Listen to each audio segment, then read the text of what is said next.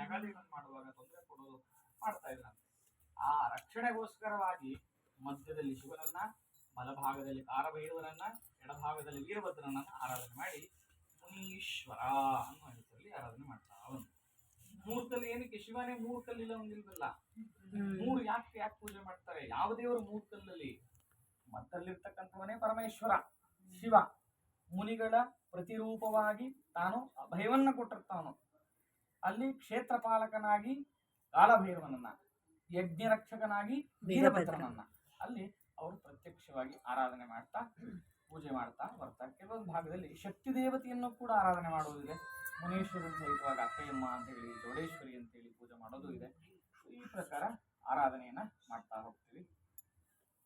ಪೂಜೆ ಯಜ್ಞ ಯಾಗಾದಿಗಳನ್ನು ಮಾಡುವಂತ ಸಂದರ್ಭದಲ್ಲಿ ಋಷಿ ಮುನಿಗಳು ಇಲ್ಲಿ ಸ್ಥಾಪನೆ ಮಾಡಿದ್ರು ಯಾವುದೋ ಕಾಲದಲ್ಲಿ. ಅದು ನಿಮ್ಮ ಪೂರ್ವಿಕರ ಗಮನಕ್ಕೆ ಬಂದು ಇಲ್ಲಿ ಯಾವುದೋ ಇತ್ತಂತೆ, ನಮಗೆ ಪೂರ್ವಿಕರು ಮಾಡ್ತಿದ್ರಂತೆ, ಅಂತೆ ಕಂತೆಗಳಿಂದ ಮಾಡಬೇಕು ಅನ್ನೋ ಉದ್ದೇಶಕ್ಕೆ ಮೂರು ಕಲ್ಲಿನಿಟ್ಟು ಮುನಿಯಪ್ಪ ಅಥವಾ ಮುನೀಶ್ವರ ಅಂತ ಹೇಳಿ ಪೂಜೆ ಮಾಡ್ತಾ ಬಂದರು. ಏಕೆ ಶಿವನ್ಗೆ ಪ್ರಾಣಿ ಬಲಿ ಕೊಡೋದಿಲ್ವಲ್ಲ? ಯಾಕೆ ಕೊಡ್ತಾರೆ ಅಂತಂದ್ರೆ ಅದು ಶಿವನಿಗೆಲ್ಲ ಕೊಡೋದು.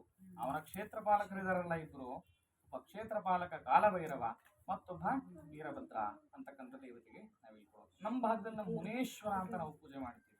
ಅದೇ ಕರಾವಳಿ ಭಾಗಕ್ಕೆ ಹೋದ್ರೆ ಗೂಳಿಕ, ದೈವ ಅಂತಕ್ಕಂಥ ಹೆಸರಲ್ಲಿ ಅಲ್ಲಿ ಪೂಜೆ ಮಾಡ್ತಾರೆ.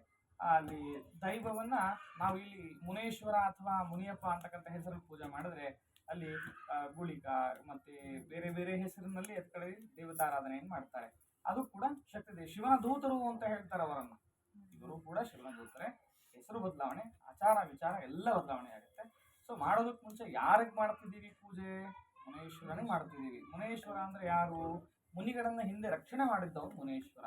ಸೊ ನೀವು ಪೂರ್ವಿಕರ ಕಾಲದಲ್ಲಿ ಇಲ್ಲಿ ಮಾಡಬೇಕು ಅಂತ ಇತ್ತು, ಅದನ್ನ ನಡೆಸ್ಕೊಂಡು ಬಂದಿದ್ದಾರೆ, ಅದನ್ನ ಮಾಡ್ಕೊಂಡು ಹೋಗ್ತಾ ಇದ್ದಾರೆ. ಇದರಿಂದ ಅವರ ಕುಟುಂಬ ಪರಿವಾರಕ್ಕೆಲ್ಲ ಒಳಿತಾಗಿದೆ. ಸೊ ಮುನೇಶ್ವರನ್ನ ಮೂರು ಕಲ್ಲಲ್ಲಿ ಇಟ್ಟು ಯಾಕೆ ಪೂಜೆ? ಕಾಲಭೈರವ, ವೀರಭದ್ರ ಅಂತಕ್ಕಂಥ ಹೆಸರಲ್ಲಿ ಅಲ್ಲಿ ದೇವರನ್ನ ಆರಾಧನೆ ಮಾಡ್ತೀವಿ. ಸೊ ಈ ಪ್ರಕಾರ ಮುನೇಶ್ವರ ಅಂದ್ರೆ ಯಾರು ಅಂತ ತಿಳ್ಕೊಂಡ್ವಿ. ಮುನೇಶ್ವರನಿಗೆ ಸಂಪ್ರೋಕ್ಷಣೆ ಯಾಕೆ ಮಾಡಬೇಕು ಅಂತ ಕೂಡ ತಿಳ್ಕೊಂಡ್ವಿ. ಏನು ಸಂಪ್ರೋಕ್ಷಣೆ? ವಾರ್ಷಿಕ ಸಂಪ್ರೋಕ್ಷಣೆ.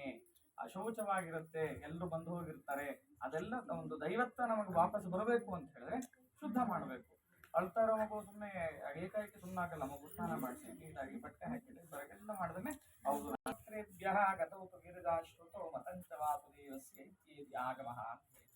ಆಗಮ ವಿಧಾನ ಪ್ರಕಾರವಾಗಿ ದೇವತಾರಾಧನೆ ಮಾಡಬೇಕು ಅಂತ ಹೇಳುತ್ತೆ.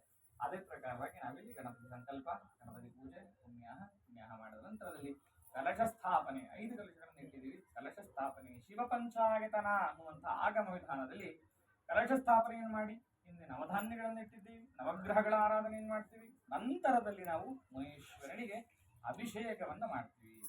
ಇಲ್ಲಿ ಸಂಕಲ್ಪ ಆಗುತ್ತೆ, ಗಣಪತಿ ಪೂಜೆಯನ್ನು ಮಾಡ್ತೀವಿ,